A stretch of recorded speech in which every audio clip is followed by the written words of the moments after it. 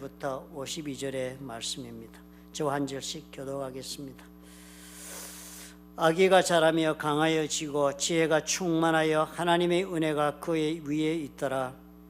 그의 부모가 해마다 6월절이 되면 예루살렘으로 가더니 예수께서 12살 되었을 때에 그들이 이 절기의 관례를 따라 올라갔다가 그날들을 마치고 돌아갈 때에 아이 예수는 예루살렘에 머무셨더라. 그 부모는 이를 알지 못하고 동행 중에 있는 줄로 생각하고 하룻길을 간 후 친족과 아는 자 중에서 찾되 만나지 못함에 찾으면서 예루살렘에 돌아갔더니 사흘 후에 성전에서 만난 적 그가 선생들 중에 앉으사 그들에게 듣기도 하시며 묻기도 하시니 듣는 자가 다 그 지혜와 대답을 놀랍게 여기더라.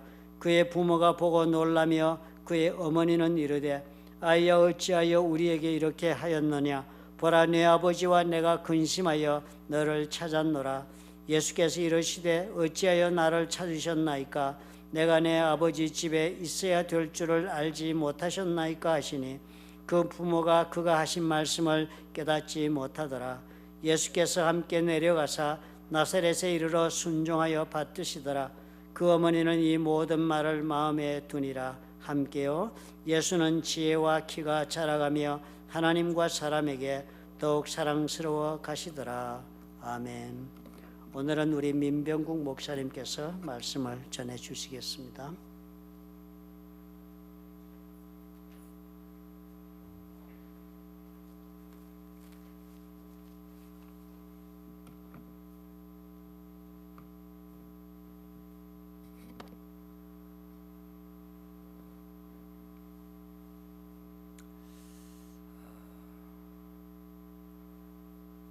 우리 삶의 가장 큰 질문 중에 하나가 나는 누구인가? Who am I? 그런 질문인 것 같아요.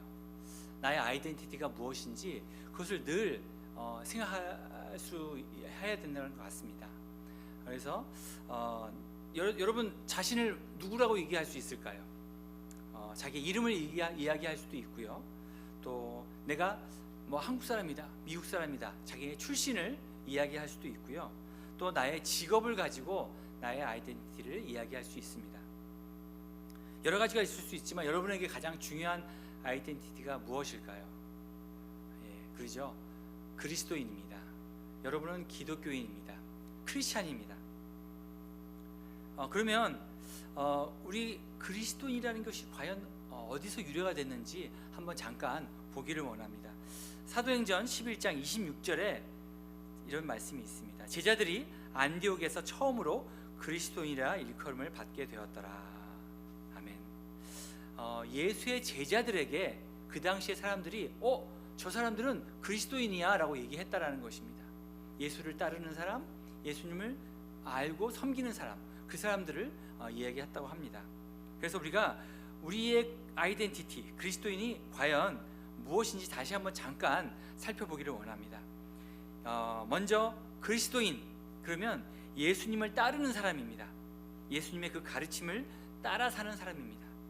또 그리스도인 그러면 예수님에게 속한, 그리스도에게 속한 사람입니다. 그래서 믿는 것뿐 아니라 그 삶의 전체 영역에서 그분의 통치를 받고 그분의 뜻에 순종하는 사람을 이야기합니다. 그리고 마지막으로 그리스도를 닮아가는 사람이라고 얘기할 수 있습니다. 예수님을 믿고 따라가는 것으로 끝나는 것이 아니라 예수님이 어떤 일을 하셨는지, 예수님이 어떤 성품을 가지고 계시는지 그것을 따라가고자 하는, 또 닮아가고자 하는 그런 사람들을 가르칩니다. 예수님의 가장 중요한 성품, 또 가장 아름다운 성품 중에 하나가 바로 순종입니다. 예수님께서 우리를 위하여 죽기까지 순종하셨기 때문입니다.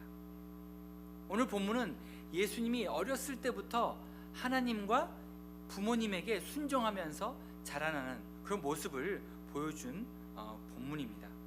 먼저 이스라엘 배경을 먼저 보겠습니다. 이스라엘은 7대 7가지 중요한 절기가 있습니다. 그래서 절기일 때마다 모여서 그 절기를 기념하고 예배드리고 또 율법에 따라서 행합니다.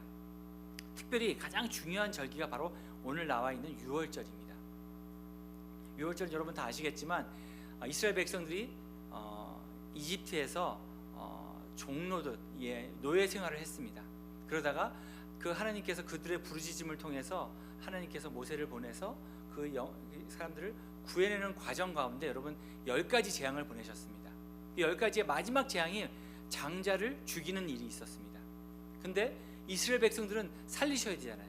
그래서 그때 우슬초라는 그 식물에 어린 양의 피를 발라서 문지방에 바르면 그 집안에 있는 사람들은 죽음을 면하는 그런 일들이 있었습니다.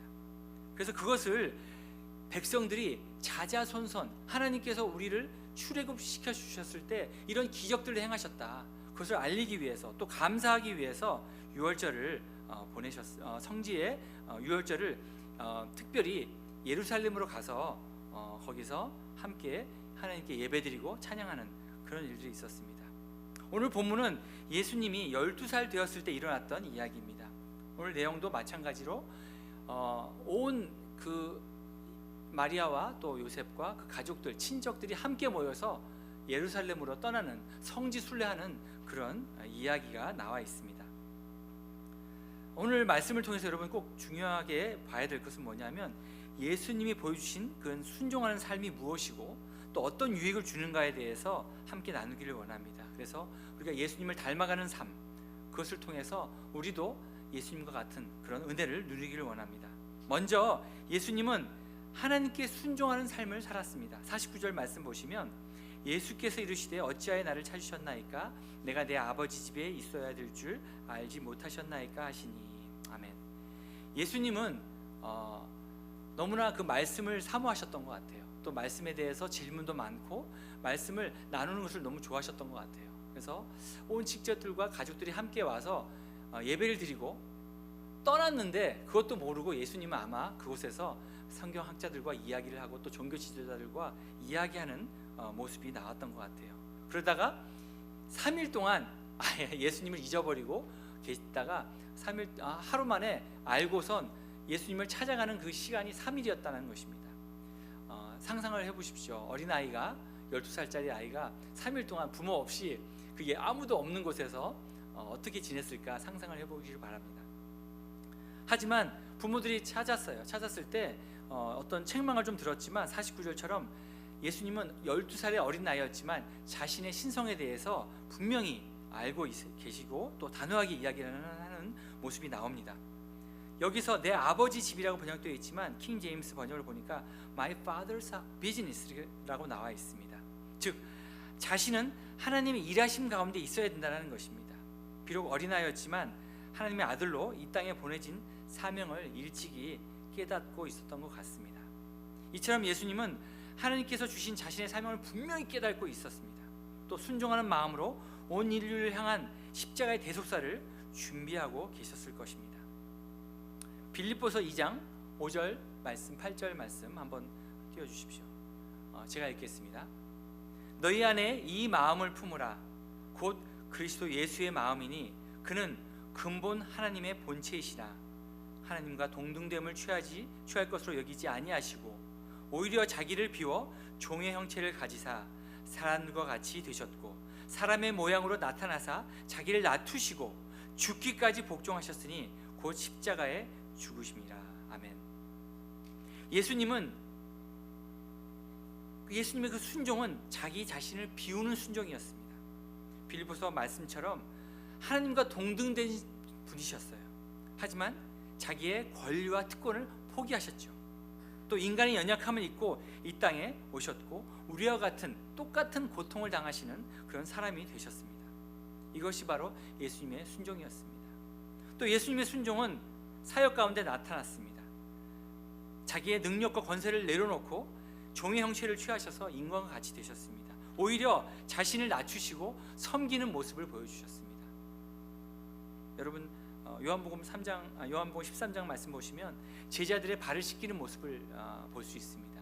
그 당시에 여러분 다 아시겠지만 발을 씻는 그 종은 가장 천한 종입니다. 가장 더러운 부분이 바로 발이기 때문에 그렇습니다.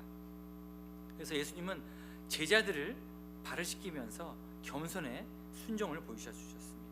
그리고 마지막으로 예수님은 순종은 죽기까지 순종하신 것입니다. 예수님이 십자가에서 죽기까지 하나님 아버지의 뜻에 순종하셨습니다. 고난과 희생을 그 길을 피하지 않으셨습니다.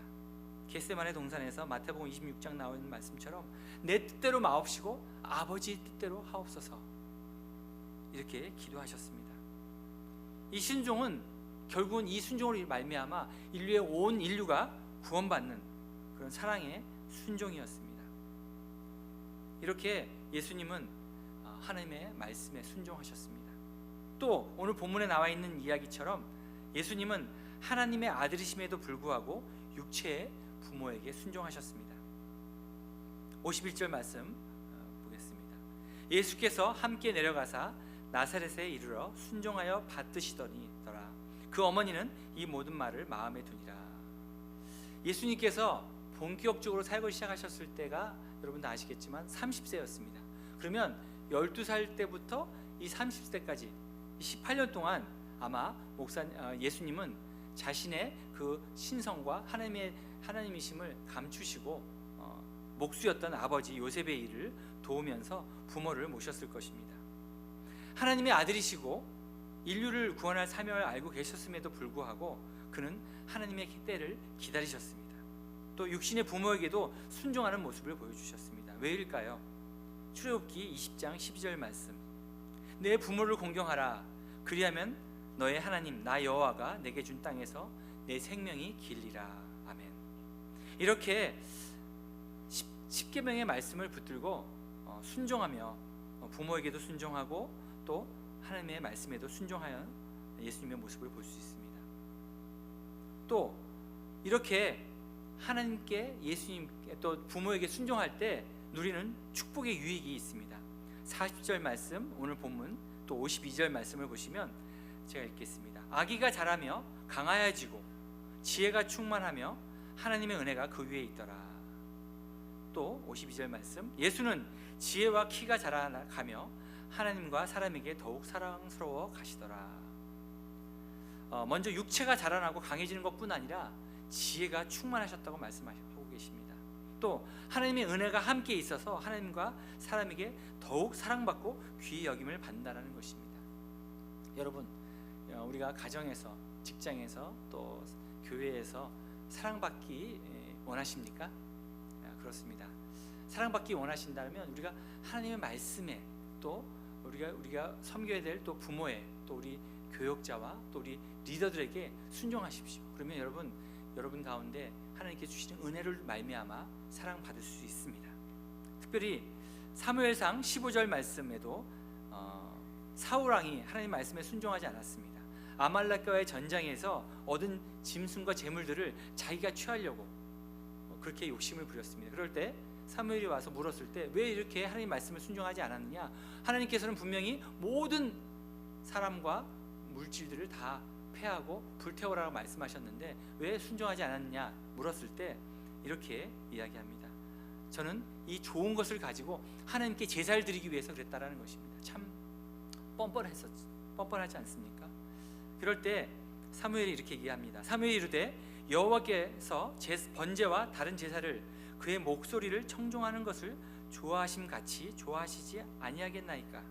순종이 제사보다 낫고 듣는 것이 수양의 기름보다 나으니. 아멘. 무슨 말씀인지 여러분 다 아시죠? 하나님께서는 우리가 가지고 오는 그런 재물, 물질보다도 그 말씀을 듣는 것을 더 좋아하신다는 것입니다. 우리가 제사 드리고 예배 드리는 것보다도 하나님께서 하나님의 말씀에 한 가지라도 순종하는 것을 원하신다는 것입니다. 또 사도 바울이 순종에 대해서 이렇게 말씀하고 있습니다. 사도행전 5장 29절부터 32절까지 말씀이 이렇게 얘기하고 있습니다. 베드로와 사도들이 대답하여 이르되 사람보다 하나님께 순종하는 것이 마땅하니라. 너희가 나무에 달아 죽인 예수를 우리 조상의 하나님이 살리시고 이스라엘에게 회개함과 죄사함을 주시려고 그를 오른손으로 높이사 임금과 구주로 삼으셨느니라. 우리는 이 일의 증인이요 하나님이 자기에게 순종하는 사람들에게 주신 성령도 그러하니라 하더라. 아멘.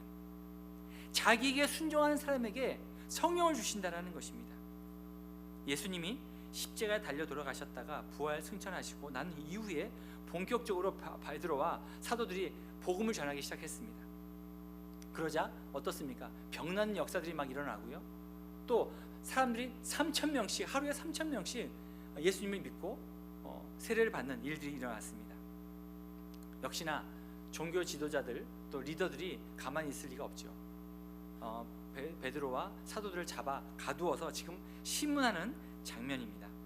이럴 때 베드로는 담대하게 외칩니다. 사람에게 내가 순종하랴, 하나님께 순종하랴, 이렇게 외치고 있습니다. 나는 사람들이, 너희들이 아무리 예수님을 전하지 말라고 위협을 해도 난 그것에 순종하지 않고 하나님이 나에게 주신 그 사명에, 하나님이 주신 나의 소명을 붙들고 순종하겠다라고 말하고 있습니다. 그리고 놀라운 이야기를 하고 있습니다. 순종하는 사람에게 무엇을 주겠다고 말씀하셨습니까? 성령을 주시겠다고 말씀하셨습니다. 바로 이것이 하나님의 놀라운 은혜인 것입니다. 죄로 인해 죽을 수밖에 없는 우리에게 성령을 주셔서 하나님을 알게 하시고 또 하나님의 천국 백성으로 하나님의 뜻대로 살게 해주신다는 것이 바로 하나님의 큰 은혜입니다. 우리 어제 말씀도 그랬습니다. 시몬이라는 사람이 있었습니다. 그 사람이 성령 충만할 때 성령의 인도하심에 따라서 메시아를 만나게 되는 놀라운 경험을 하게 된다는 것입니다. 우리 인생의 최고의 순간이 바로 성령 충만인 것인데, 그 성령 충만은 우리가 순종할 때, 하나님 말씀에 순종할 때 주신다라는 것입니다. 성령 충만하면 어떻습니까? 우리가 말씀을 읽을 때 사실은 졸립잖아요. 또 이해가 안 되잖아요. 그러나 성령 충만할 때 하나님께서 그 말씀을 듣고 깨달아 알게 해주신다라는 것입니다. 또 우리가 날마다 내가 이것을 해야 될까요? 저기를 가야 될까요? 어떤 순간에 결정해야 될 일들이 많이 있는데 성령 충만하면 하나님께서 정확한 지시를 해주신다는 것입니다.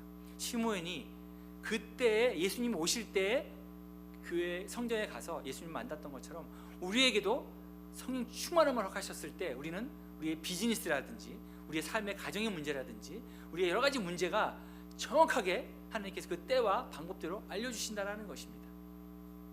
또 하나님께서 성령 충만할 때 우리가 그 하나님의 사명을 감당하게 해주시고 또 그것을 감당했을 때 감사와 기쁨이 넘치는 또 인생 쓰임받는 인생이 된다는 것입니다. 이 모든 것의 선제 조건은 무엇입니까? 바로 순종입니다. 순종하여야 성령을 받고 성령 충만함으로 순종하여 받을 수 있는 기쁨과 감사와 은혜가 있다라는 것입니다. 하나님과 사람 모두에게 사랑스러워진다라는 것입니다. 어떤 인간적인 추앙이나 우리가 환영하는, 우리가 열렬히 사랑하는 그런 연예인, 그런 것이 아니라, 연예인의 인기가 아니라 성령 충만함을 통해서 행동하고 말하는 삶, 그 삶에서 풍겨나오는 온유함과 아름다움은 여러분 주위에 귀한 신앙의 선배들을 통해서 보셨으리라 믿습니다. 어떻게 저렇게 섬길 수 있을까? 어떻게 저렇게 희생할 수 있을까? 또 어떻게 저렇게 정말 사랑으로 섬길 수 있을까? 이 모든 것이 순종함으로 받은 성령 충만함 가운데 나오는 것 같습니다. 이렇게 순종함으로 성령 충만하셔서 날마다 하나님과 사람에게 사랑받으시고 감사와 기쁨이 넘치시는 귀한 플러튼 좋은 교회 모든 성도님들이 되시기를 예수님의 이름으로 축복합니다. 또 하나의 큰 순종의 유익이 있습니다. 우리 순종하면 성령님을 주셔서 우리 삶 가운데 기쁨을 충만하게 해주신다는 거예요. 근데 또 하나의 큰 유익이 뭐냐면 순종을 통해서 성령 충만하여서 하나님의 인도하심 가운데 있다라면 우리는 하나님의 보호 아래 있다라는 것입니다. 이것을 존 비어라는 기독교 영성가는 그의 순종이라는 책에서 이렇게 얘기합니다. 권위는 인기 있는 단어가 아니다. 하지만 권위를 거부하거나 두려워하면 권위를 통해서 누릴 수 있는 놀라운 보호와 유익을 놓친다. 다시 한번 읽어드리겠습니다. 권위는 인기 있는 단어가 아니다. 하지만 권위를 거부하거나 두려워하면 권위를 통해서 누릴 수 있는 놀라운 보호와 유익을 놓친다. 무슨 말씀입니까요? 우리가 권위, 억압 굉장히 우리가 거부하는 단어입니다. 하지만 하나님의 그 권위와 하나님의 그 어떤 보호하심 가운데 있지 않다면 우리가 삶에서 많은 것들을 두려움 가운데 살 수밖에 없다는 것입니다. 늘 걱정할 수밖에 없다는 것입니다. 우리가 순종하게 되면 어떻습니까? 우리의 왕 대신 하나님의 보호하심과 공급하심을 누리게 된다는 것입니다. 여러분, 우리가 어떤 사극이나 어떤 왕들의 이야기를 많이 영화나 드라마에서 봅니다. 어떻습니까? 그 왕은 어떻습니까? 그 왕은 비록 권위를 가지고 권력을 가지고 백성들을 다스립니다. 하지만 그 왕의 역할은 무엇입니까? 성을 쌓고요, 또 백성들이 먹을 양식들을 구하여 놓고요, 또 군대를 양성하고 자기 백성들을 전쟁과 기근으로부터 보호하고 삶을 돌봐준다는 것입니다. 여러분 잊지 마십시오. 하나님 말씀에 대한 순종이 여러분을 보호해 준다는 것입니다. 여러분의 삶을 풍성케 해주신다는 것입니다. 여러분 가운데 두려움과 걱정들을 하나님께서 리무브해 주신다는, 제거해 주신다는 것입니다. 어떨 때요? 하나님의 말씀에 순종해 사실 때 하나님께서 여러분의 삶을 보호해 주신다는 것입니다. 여러분 가운데 고난이 있으십니까? 또 어려움을 겪고 계십니까? 여러분 비즈니스가 잘 안 풀려서 도움이 필요하십니까? 또 보호를 받아야 할 상황이 있으십니까? 우리의 왕 대신 하나님께 나아가십시오. 그분의 명령에 순종하십시오. 그러면 그분의 날개 아래 여러분 거하게 되실 것입니다. 하나님의 보호하심 가운데 거하게 되실 것입니다. 그러면 무엇을 순종해야 될까요? 우리가 어떻게 하나님의 뜻을 알 수 있을까요? 여러분 지금 잘하고 계십니다. 여러분 매일 기도하고 말씀 보는 것이 바로 그 방법입니다. 기도와 말씀이 하나님의 뜻이 무엇인지 알게 해주고요, 또 무엇을 순종해야 될지 알려주시는 중요한 메시지인 것입니다. 여러분 다시 한번 결단하시기 바랍니다. 매일 기도와 말씀을 통하여 하나님의 음성을 들으십시오. 그리고 그 듣는 말씀을 여러분 깨달아 알도록 성령님을 의지하십시오. 그리고 그 성령 충만하심으로 여러분 그 말씀을 붙들고 정말 예수님처럼 죽기까지 순종하십시오. 그러면 여러분의 삶이 순종의 기쁨과 감사가 넘쳐나실 것입니다. 기도하시겠습니다. 참 좋으신 하나님 아버지 감사합니다. 우리에게 이 귀한 축복의 말씀을 허락하셔서 감사합니다. 예수님의 순종을 배우게 하심을 감사합니다. 예수님처럼 순종할 때 성령님을 허락하셔서 성령 충만한 삶으로 이끌어 주실 것을 믿습니다. 날마다 기도와 말씀 묵상을 통하여 오늘 하루의 양식이 무엇인지, 하나님이 원하시는 것이 무엇인지 순종의 사명을 깨닫게 하여 주시옵소서. 그리고 그 깨달은 말씀을 용기 있게 순종함으로 감사와 기쁨이 넘치는 삶을 살게 하여 주시옵소서. 이 모든 말씀 감사드리며 예수님의 이름으로 기도합나이다. 아멘.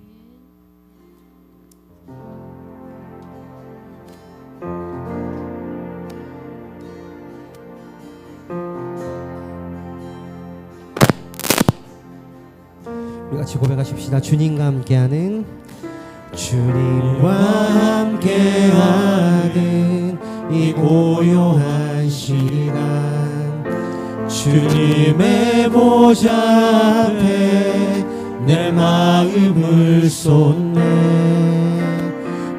모든 걸 아시는 주님께